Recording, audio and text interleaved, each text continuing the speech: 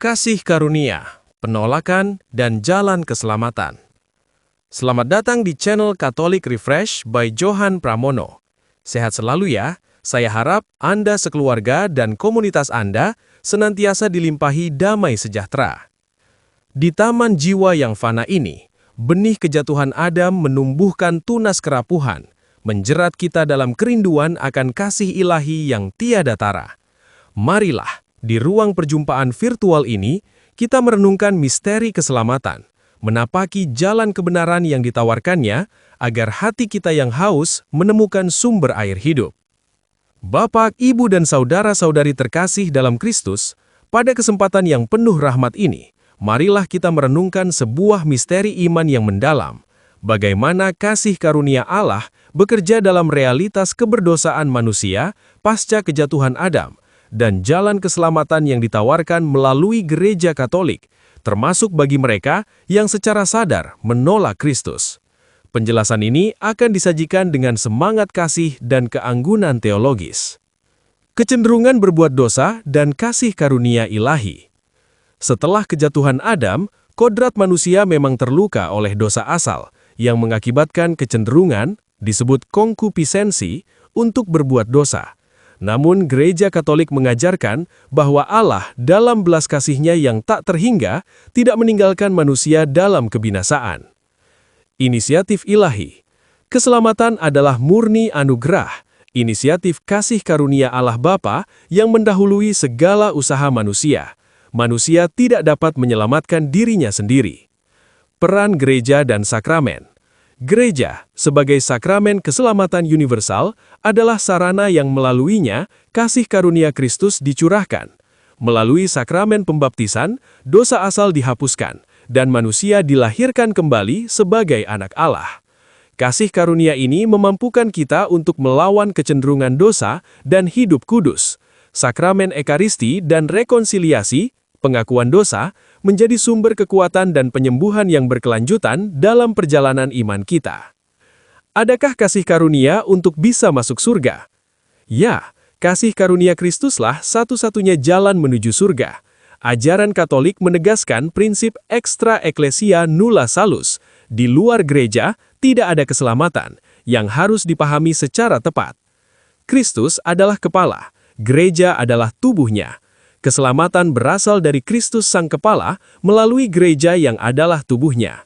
Namun Gereja Katolik juga memiliki nuansa pandangan bagi mereka yang berada di luar Gereja Katolik yang terlihat atau tidak mengenal Kristus.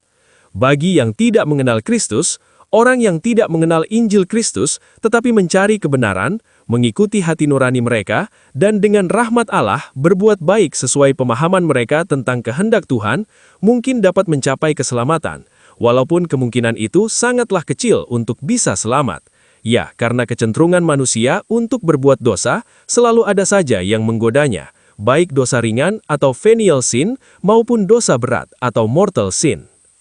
Gereja Katolik mengajarkan bahwa orang yang meninggal dalam keadaan mortal sin atau dosa berat tanpa penyesalan dan tanpa menerima sakramen taubat akan terpisah dari Allah untuk selamanya di neraka.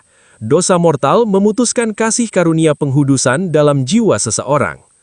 Kesulitan atau kemudahan, meskipun ada kecenderungan berdosa, Gereja Katolik tidak menganggap mustahil untuk menghindari dosa mortal dengan bantuan rahmat ilahi. Jika seseorang jatuh ke dalam dosa mortal, pengampunan dapat diperoleh melalui sakramen taubat atau rekonsiliasi yang memulihkan kembali hubungan dengan Tuhan dan menempatkan jiwa dalam keadaan rahmat atau state of grace. Oleh karena itu, selama seseorang hidup dan bertaubat dengan sungguh, keselamatan masih terbuka.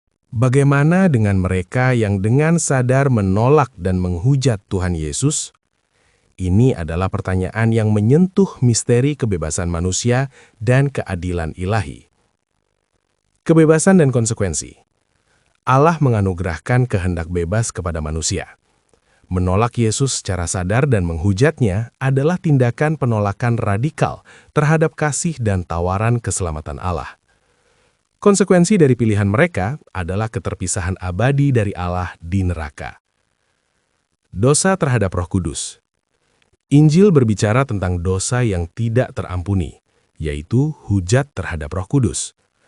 Katekismus Gereja Katolik menjelaskan bahwa ini bukanlah berarti Allah tidak bisa mengampuni, tetapi karena orang yang melakukannya secara sadar dan keras hati menutup diri dari pertobatan dan belas kasih Allah. Mereka menolak obat yang ditawarkan untuk dosa-dosa mereka. Konsekuensi dari pilihan mereka adalah keterpisahan abadi dari Allah di neraka. Penghakiman yang adil. Gereja percaya pada penghakiman partikular setelah kematian.